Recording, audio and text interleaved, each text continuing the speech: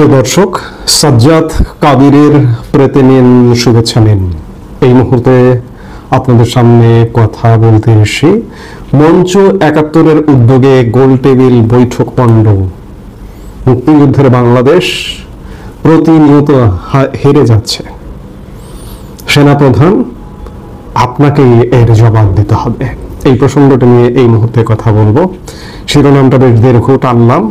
আজকে মঞ্চ ৭১, বিশেষ করে মুক্তিযুদ্ধের চেতনাকে উজ্জীবিত করবার একটি প্ল্যাটফর্ম গঠন করা হয়েছে কয়েকদিন আগে। সেই মঞ্চ ৭১-এর উদ্যোগে আজকে একটি গোল টেবিল বৈঠক অনুষ্ঠিত হবার কথা ছিল ২৮ আগস্ট 10টা 30 মিনিটে। স্থান ছিল Dhaka reporters unity, DRU, Shafiqul Kabir মিলনায়তন।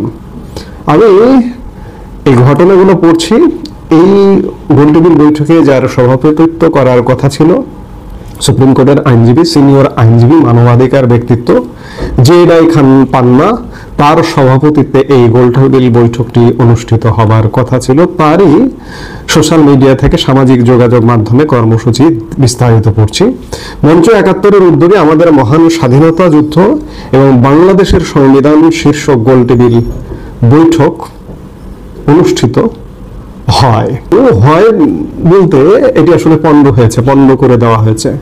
উক্ত গোলটেবিল বৈঠকে সভাপতিত্ব করার কথা ছিল বাংলাদেশ সুপ্রিম কোর্টের সিনিয়র আইনজীবী অ্যাডভোকেট জেডাই খান পান্না। প্রধান অতিথি হিসেবে উপস্থিত থাকার কথা ছিল স্বাধীন বাংলাদেশের সংবিধান প্রণয়ন কমিটির চেয়ারম্যান, আন্তর্জাতিক খ্যাতিসম্পন্ন আইনজীবী এবং রাজনীতিবিদ ডক্টর কামাল হোসেন। জেডাই খান পান্না এবং ডক্টর কামাল হোসেন দুজনের কেউ উপস্থিত হতে পারেননি। এ সময় উপস্থিত ছিলেন অধ্যাপক ডক্টর মোহাম্মদ আবদুল্লাহ আল মাহমুদ বীর প্রতীক, যিনি এই মঞ্চ ৭১-এর অর্গানাইজার, এবং জেডাই খান পান্না, এই দুজন মূলত এই মঞ্চ ৭১-এর অর্গানাইজার। এবং এখানে আরো উপস্থিত ছিলেন জনাব লতিফ সিদ্দিকী, বীর মুক্তিযোদ্ধা ও সাবেক মন্ত্রী, অধ্যাপক মিসবাহ কামাল, অধ্যাপক সৈয়দ মোহাম্মদ আনোয়ার হোসেন, অধ্যাপক মোহাম্মদ হাবিবুর রহমান প্রমুখ। উল্লেখ্য যে অনুষ্ঠানটি শুরু হলে 11টার দিকে বিএনপির কিছু কর্মী এবং কিছু ছাত্র ঢাকা রিপোর্টার্স ইউনিটির সামনে লাঠিসোঁটা নিয়ে মিছিল করতে থাকে। এক পর্যায়ে তারা মিলনায়তনে প্রবেশ করে হাতাহাতি এবং মারামারি করেন। এই মারামারি এবং হাতাহাতি করার প্রধান উদ্দেশ্য, তারা আওয়ামী লীগের কোনো চিহ্ন এদেশে রাখবে না। বর্তমানে উক্ত অনুষ্ঠানে আসা সকলকে শফিকুল কবির মিলনায়তনে অবরুদ্ধ করে রেখেছে। বর্তমানে তারা সকলে অবরুদ্ধ অবস্থায় আছেন। এটি 2টার দিকে জেডাই খান পান্নার ফেসবুক স্ট্যাটাস, আজকে 2টার দিকে। এই অনুষ্ঠানটা কি অনুষ্ঠান ছিল? এটা মুক্তিযুদ্ধের চেতনা সমুন্নত করবার অনুষ্ঠান। এবং এই সমুন্নত করবার অনুষ্ঠান, গোলটেবিল বৈঠক তো দূর কি বাদ, এখানে কি ঘটেছে গোলটেবিল বৈঠকের পরিবর্তে আমরা তার একটি ভিডিও দেখব। এবং জেডাই খান পান্নার এই অনুষ্ঠানে সভাপতিত্ব করবার কথা ছিল, তার একটি বক্তব্য শুনে আমরা আবারও আলাপে আসছি।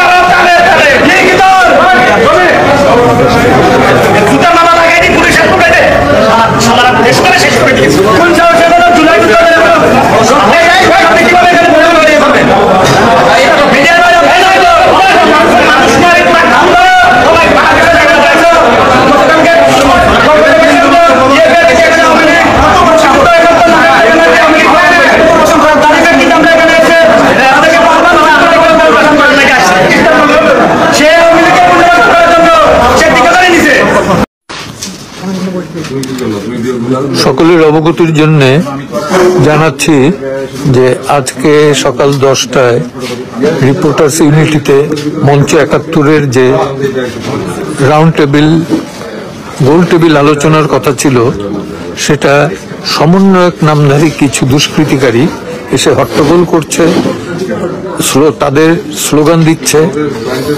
আমরা বুঝি এটা যে ক্ষমতাসীন ব্যক্তিদের দাপটেই তাদের এই দাপট।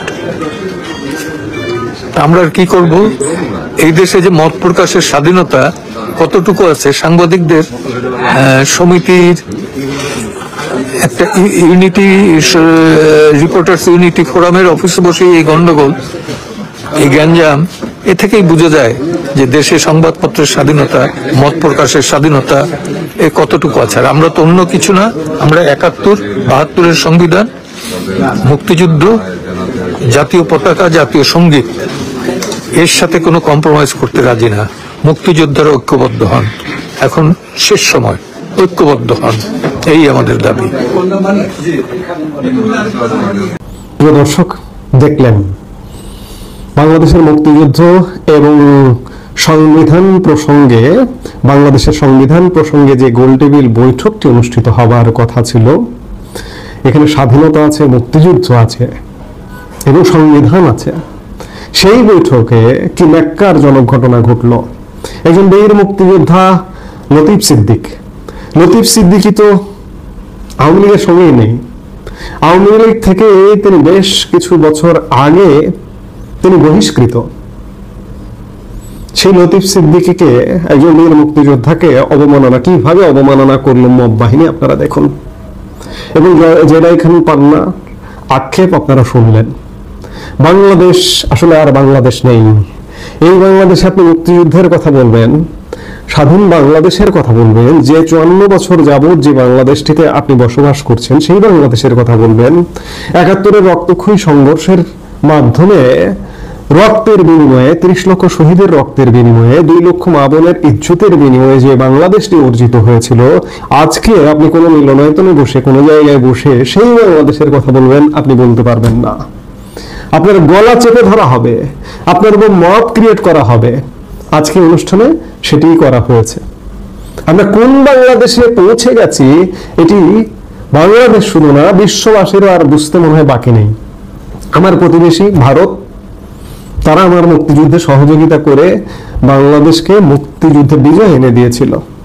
আপনারাও দেখুন, ভারতবাসীও দেখুন যে আমাদের বাংলাদেশটা কি হয়ে গেছে।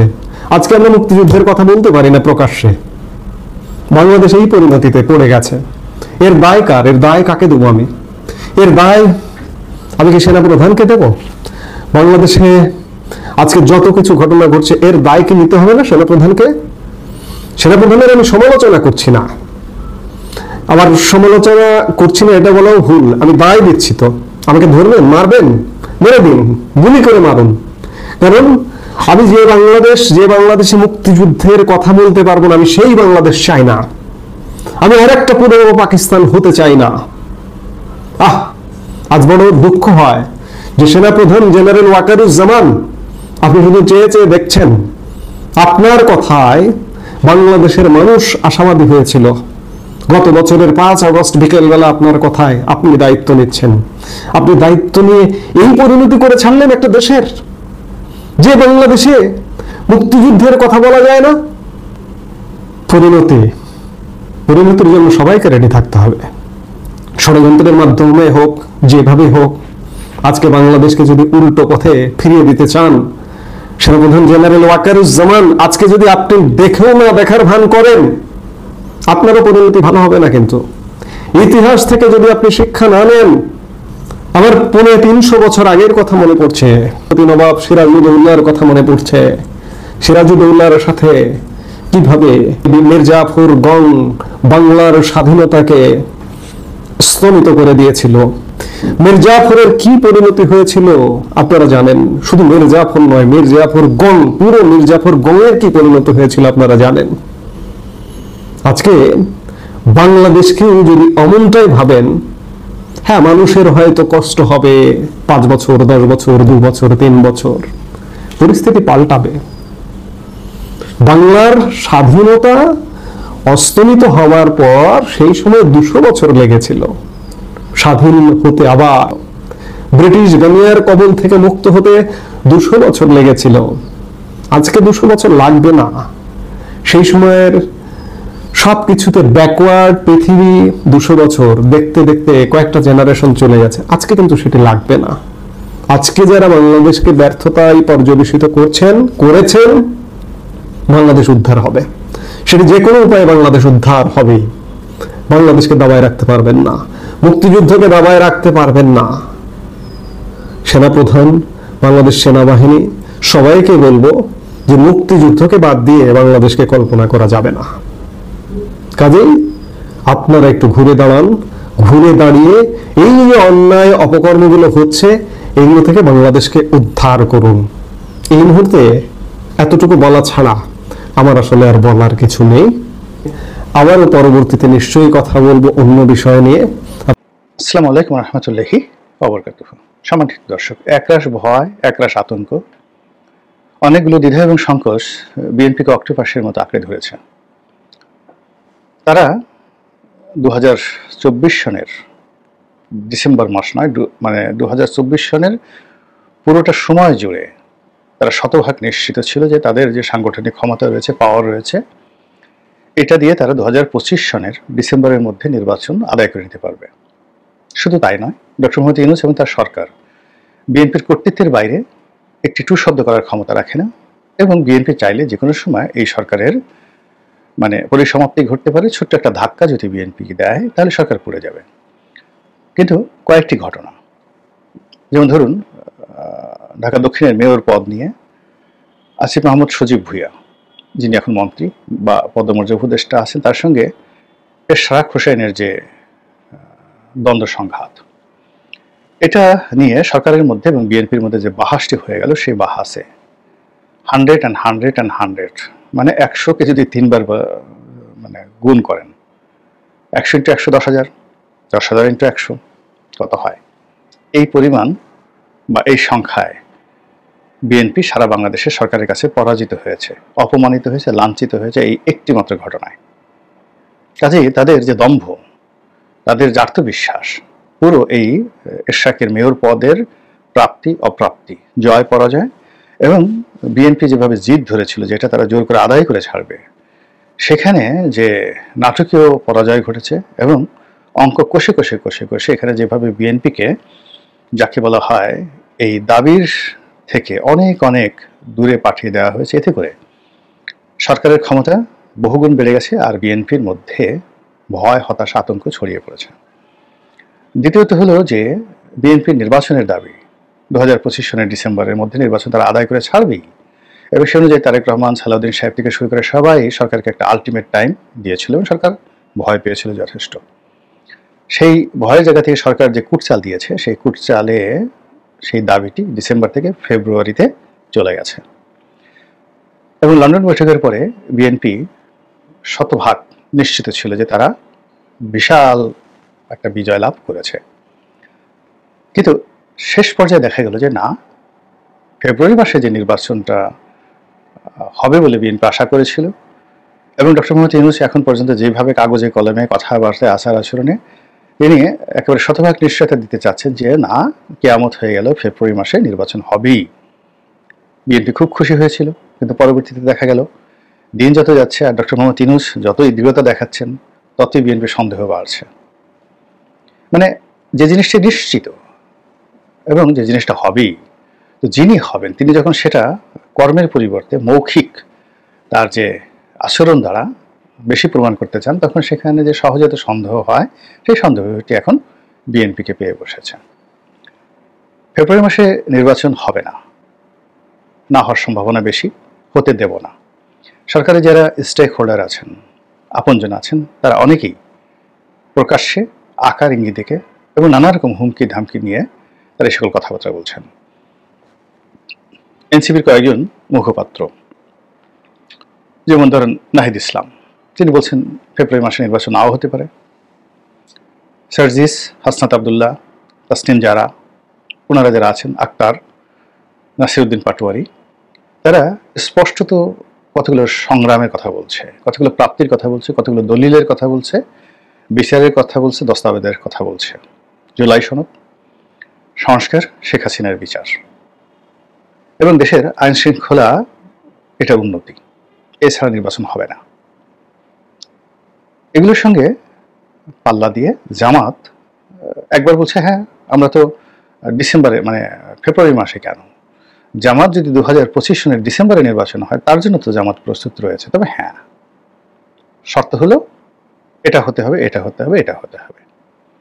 আবার জামাতের আরেক নেতা বলছেন যে আমরা পিআর পদ্ধতিতে নির্বাচন চাই, আর এক গ্রুপ বলছেন এটা চাই ওটা চাই, আইন শৃঙ্খলা যেভাবে আছে এভাবে তো একটা সুষ্ঠু সুন্দর নির্বাচনের যাকে বলা হয় পরিবেশ হতে পারে না।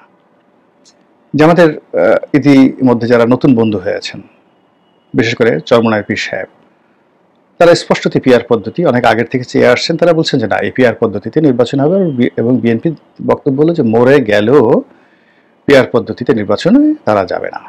ফলে কি হলো, পুরো রাজনৈতিক অঙ্গনে তালিয়া বাজছে। আওয়ামী লীগ মুসকি মুসকি হাসছে, শেখ হাসিনার সঙ্গে পাল্লা দিয়ে ডক্টর মোহাম্মদ ইউনূসও বেশ খুশি, এবং তিনি কতটা খুশি, এমনি তিনি গম্ভীর হয়ে থাকছেন, চুপচাপ থাকছেন এবং কোনো রেসপন্ড করছেন না। কিন্তু যেই মুহূর্তে যাকে বলা হয় পাকিস্তানের প্রধানমন্ত্রী এলেন বাংলাদেশে, বা তিনি অতি সম্প্রতি যখন মালয়েশিয়াতে গেলেন, তার বন্ধু আনোয়ার ইব্রাহিমের সঙ্গে যখন তার মোলাকাত হলো, তিনি যে হাসি দিয়েছেন, এরকম অসাধারণ, নির্মম নয়, এরকম অসাধারণ নির্মল কলঙ্কহীন হাসি, অন্তরের ভিতর থেকে উদ্গীরণ জেলে যেভাবে মানুষ হাসে, এই হাসি তিনি যেভাবে দিয়েছেন, স্পষ্টতই বোঝা যায় মানুষের মনের মধ্যে যদি ভয় থাকে, আতঙ্ক থাকে, দ্বিধা থাকে, সংকোচ থাকে, এই হাসি বের হয় না। এটা অনেকটা চিয়ার্স, উপভোগ করো, এরপর উদযাপন করো, এনজয় ইয়োর সেলফ, এরকম একটা চিল মুড যখন থাকে মানুষের, তখন ভিতর থেকে এরকম একটা হাসি বের হয়। আপনি দেখেন যে ইউসুফ যিনি আসছেন, ইসাহাক দার, পাকিস্তানের পররাষ্ট্রমন্ত্রী এবং উপপ্রধানমন্ত্রী, তার সঙ্গে ডক্টর ইউনূসের হ্যান্ডশেকের যে ছবিটা, সেখানে দেখেন হাসি কাকে বলে। এত সুন্দর হাসি মানে কেউ মোনালিসাও দিতে পারেননি। তো এই হাসি দেখে বিএনপি অন্তরাত্মা কেঁপে গেছে যে মাই গড, হচ্ছেটা কি। সালাউদ্দিন সাহেবের মুখ শুকিয়ে গেছে।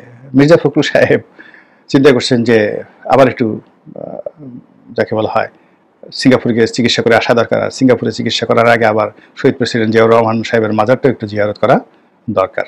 পুরো জিনিস তারেক রহমান সাহেব বলছেন, তার ভাষা চেঞ্জ হয়ে গেছে, ক্ষমতায় আসি বা না আসি এদেশের মানুষের সেবা করে যাবই।